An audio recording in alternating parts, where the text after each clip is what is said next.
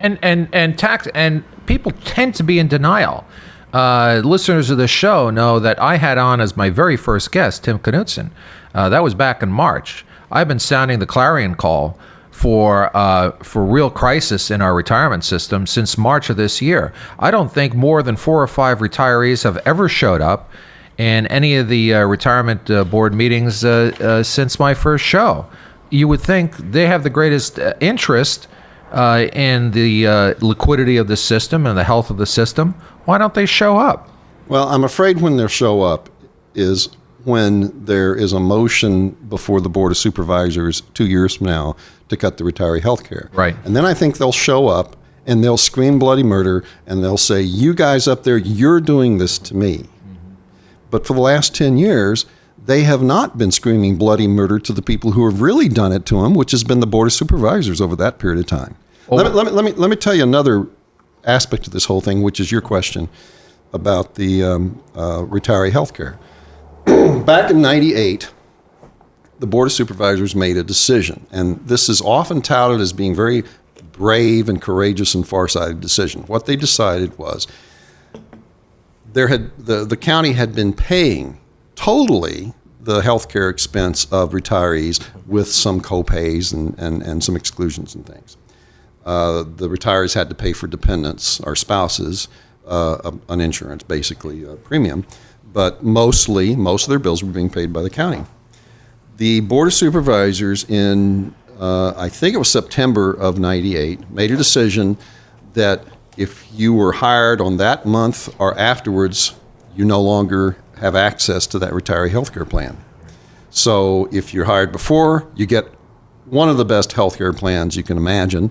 If you're hired after, no, you don't get any retiree health care. And they said that was courageous and far-sighted.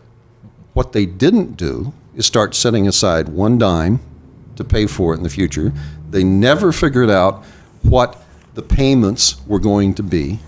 You remember that thing I read a little while ago from the Government Accounting Standard Boards? The cost of future payments for retirement benefits is a cost of providing services today. And if governments don't report what that cost is, then the citizens don't know what the true cost of their government is, and they don't know what the true debt that's being built up. The county never figured out what those payments are going to be. They never figured out what kind of debt was building up. They didn't set aside one dime to pay for it. The Government Accounting Standards Board finally got around in 2004 to do for health care benefits, retiree health care benefits, what they did a decade before for pensions. They said, as of June of 2008, just this last June, your financial statements are going to have to include disclosures about the financial condition of your, in our case, the health care benefit for retirees. In November of 2005, I went to a joint meeting chaired by Supervisor Delbar of the Board of Supervisors and the Retirement Association Board. And during public comment, I stood up and I had a copy of that GASB statement that said that they were going to have to do that in 2008. I said, look, you don't know what your unfunded liability is. You don't know. You don't have any idea. Don't you think you should figure out how much that unfunded liability is and give the county 3 years to come up with a plan of what you're going to do about it? Yes. They didn't do anything. Did they tell you to sit down and shut up? A staff member says, we're auditing that issue and we're going to keep track of it.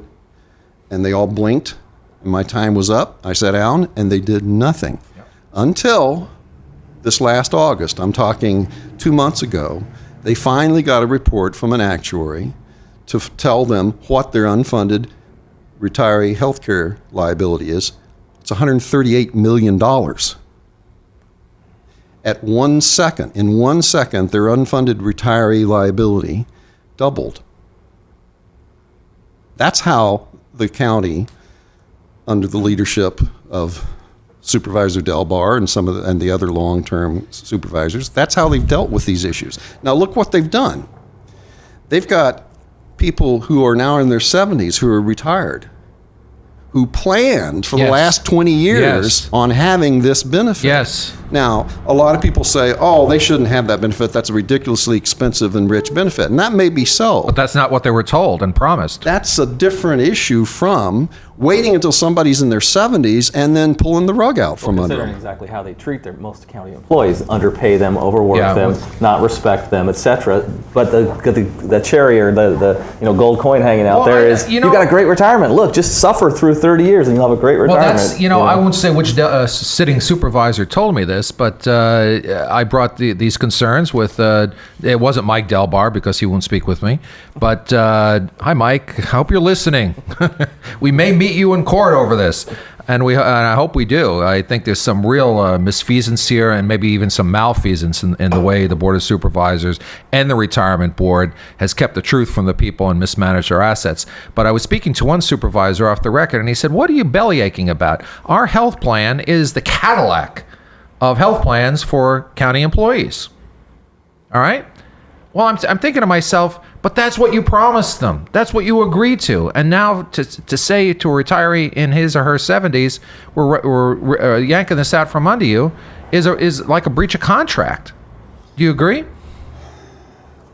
I think the kindest way you could describe it is bad faith. Bad faith. I think that's the kindest way you could describe it. Now, the connection we haven't made here is it going to get pulled out from under them? Is that going to get cut? I'm now holding up a graph which shows the last